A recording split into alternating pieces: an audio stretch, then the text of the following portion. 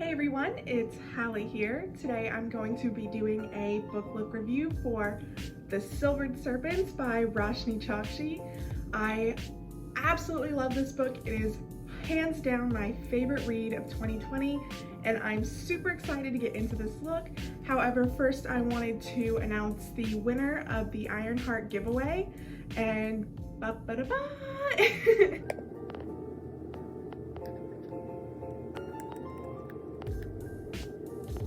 It is Father Grace, user on Twitter, and I will be messaging you later to figure out your deets.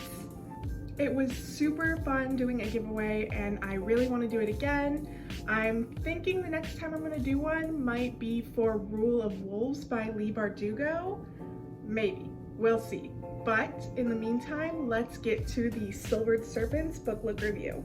So I already did a review for The Gilded Wolves, and as you all know, I did rate it 5 stars. I was obsessed with it, and I was so excited to finally be able to do a look for The Gilded Wolves and do a review over it since it came out on Tuesday. Please go buy this book. It is so important to support authors of color that write about diverse characters, and I absolutely believe this book deserves to be on the New York Times bestseller list. There are so many differences between The Gilded Wolves and The Silvered Serpents. I think The Gilded Wolves had a more fun, upbeat tone, and The Silvered Serpents was just immediately like gloom, darkness, sadness, the worst. And we obviously all know why that is. I don't want to say any huge spoilers for people that are just watching this to get me views. Kudos to you. But just know this video is going to be kind of spoilery. I'm gonna try to lean away from the big spoilers. And for those of you that have already read it, you know what I'm talking about. The ending, I wish my love was more beautiful. What the fuck? Oh my god. So the plot of The Silvered Serpents is the gang going to the Winter Conclave in Russia, and unbeknownst to the rest of the group, Severin is planning something huge. After the events of The Gilded Wolves, he is attempting to find an ancient book that can turn all of them into gods. This man does not need to become a god. He needs to go to therapy. So he is being super cold and distant towards the rest of the group, which made Layla move out of the hotel, and Enrique is kind of on the verge of leaving. He's wondering what his next step will be after being Severin's historian. Sofia has gone back to Poland to be with her sister, and it's basically like the whole gang kind of broke up after Tristan. And we even see in Severin's point of view that he is being cold and distant because he's preparing to be a god. It doesn't even occur to Severin to like ask the rest of them if they want to be gods before he like tries to turn them into gods, which I think is super funny. So the whole book, it's like you're so frustrated because in his point of view, it's like all he's doing, everything he's doing is to find the divine lyrics so he can change them into gods. And no one else has any idea why he's being this way. And there's even one quote where someone tells him, it's like, you can't change everything, you're only human, Severin. And then he's like, then that must change. And no one even like guesses. Oh my god, that he's trying to make them into gods. So basically, this is the crew being recruited for one last mission to find the divine lyrics for the order, because they are looking for it too. And just unbeknownst to everyone else, Severin plans to use it before he gives it back to the order. So let's talk about Layla in the Silvered Serpents. We find out from her point of view because a lot of time has passed since the end of the Gilded Wolves where Tristan died. Like, it's been like a year basically. So now Layla has a month to live. So she binds Severin in an oath where she gets to pretend to be his mistress at the Winter Conclave so she can look for the divine lyrics. And she hasn't told any of them that she's gonna die. Like, Severin knows what she can do, but he doesn't know that there's like a time limit on it and that she knows she's gonna die.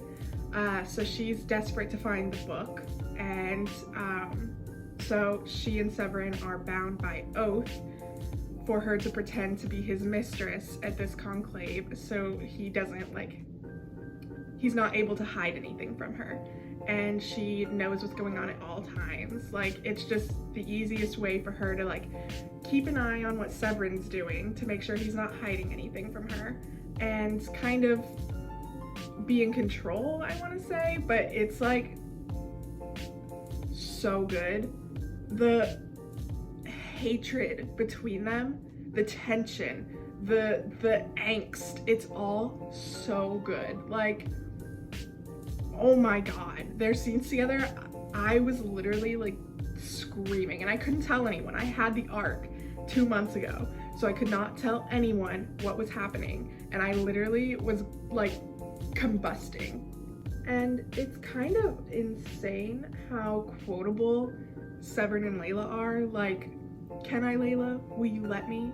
The difference between a diamond necklace and a diamond dog collar depends on the bitch. And they both have teeth, monsieur. Like, hello? Oh, it's amazing. Like, everything they say, I've committed to memory. They're everything to me. Enrique is also distancing himself from the group like Layla, except for Hypnos, who is kinda his boyfriend now. I don't think they ever define it. They never say boyfriend, but obviously they're together. We see that he is still desperate to be a part of the Ilustrados, and they still don't accept him. His first point of view, we see that they do not come to his presentation that he had set up and everything, and it's really sad because he's just trying to find acceptance somewhere and show that he is good enough, smart enough, and able to be a part of groups like that. And he did have his place within the crew at Layla. However, after Tristan's death, it just fell apart. Even despite how close they were, I think it is a testament to show this found family was amazing. One of the best found families I've ever read, and it was still broken apart because one piece of them died, so they couldn't keep living. It's so crazy, and it was so well written. I really enjoyed it. It was so sad. You'd think that they would all just want to be there for each other after Tristan, and yet they pushed each other away almost immediately. Much to his dismay, Enrique kind of became the messenger for Severin and Layla because they refused to speak to each other, and Layla moved out of Layla, so Severin needed to get information to her and she needed to get information to him, but they weren't speaking, so Enrique had to do it. As for Sofia, she is in Poland because her sister's sick and she thinks that she's gonna die, and they can't afford the medical bills with Sofia not working for Severin anymore, or as of late, and all of a sudden someone's paid for an extremely expensive doctor, and they're like, don't worry about it, it's been covered. and Sofia doesn't know who did it. But I think we all know who did it.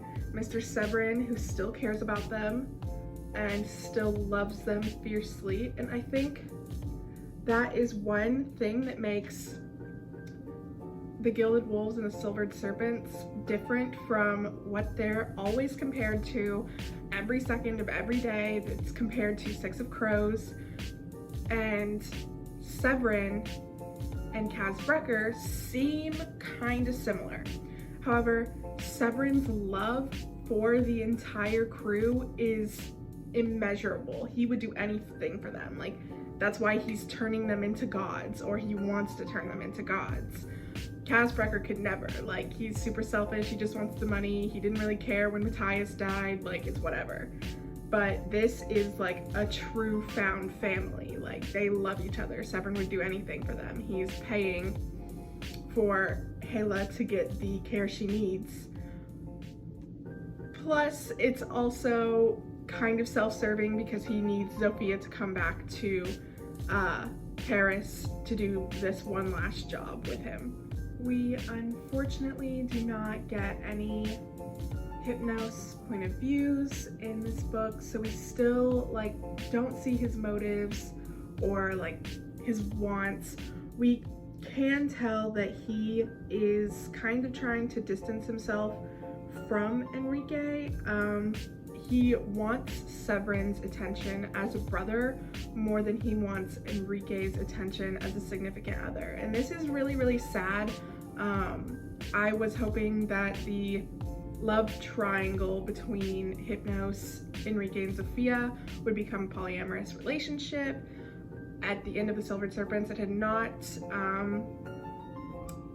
It's sad. However, Roshni did tweet that she finished writing the third book and the romances did not go how she expected. So I'm hoping that what she thought was going to happen while she was writing the Silvered Serpents ended up changing and they all kind of become in a relationship together. I don't know. I think their dynamics together are really, really great. Like, they're such a great, like, just group of people, you know? I love them. So the gang goes to Russia to find the divine lyrics, and they come across like an ice castle, and it's really cool.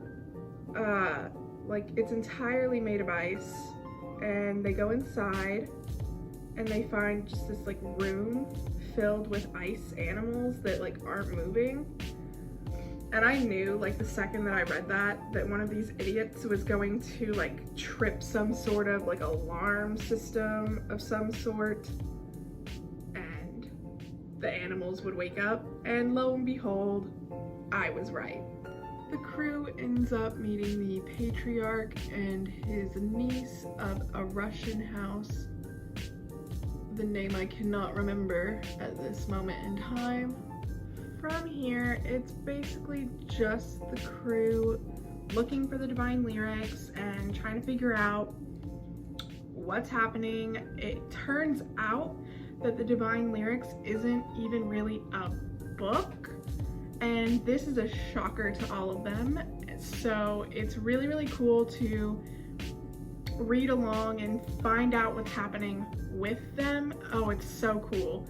And I just loved this book. Like, 5 stars. I immediately knew it was gonna be 5 stars. It was everything. And in true Roshni Chakshi fashion, she did save a lot of the dramatic parts for the last 50 pages. I was screaming the entire time. It was crazy. I could not believe what was happening. And for people that have read, you know what I'm talking about. It's insane. You don't expect the ending at all, and you're shocked, and you're like, what is going on? And it is so cool. Like, chaotic, but cool. I absolutely encourage you all to go read The Silvered Serpents. It's amazing. The characters are amazing. The romances are amazing. The plot is amazing. Everything about it is just so good. I honestly have never read a fantasy book better than the Gilded Wolves. I love it so, so, so much. And everyone that I know that's read it loves it. Like, there's not one person that I can think of that didn't like it. I am so excited to see what Roshni does for the third book. I have absolutely no idea what's gonna happen. The cliffhanger that was left on the Silvered Serpents was life-destroying, and I need the third book in my hands right now. And I don't know about you guys, but I really think it just should be called like the Bronzed Gods or something like that, because I think it would go with it, like gilded, silvered, bronzed, and then Severin is attempting to turn them all into gods, so I think that would be pretty cool. All right, so this is the finished look for the Silvered Serpents. This was super difficult because the cover is entirely white, and I had to find a way to do this without washing out my skin because I am pale. So I decided to go with just like a fun like eye. I don't even know what this is called. I just like saw it in my brain and I was like, that looks super fun. So I did that. And then I did a red lip with, as you can see, silver leaf that I put onto my lip. Looks kind of strange, but like gives me that like icy vibe that I get from the Silvered Serpents, and it's winter, so that's super fun. And then I did a little bit of white. I did white freckles just to like have some of that on there. But yeah, I don't really like this that much, but it's whatever. It matches the cover, so it doesn't even matter. But yeah, next week I'm going to be doing my September wrap up, and I'm super excited to do that. I've read some good books this month and some not so good books, so I'm excited to talk about those. I hope you guys had fun watching this video. Go check out the Silvered Serpents, please, I'm begging you, and I will see you guys next week. Bye.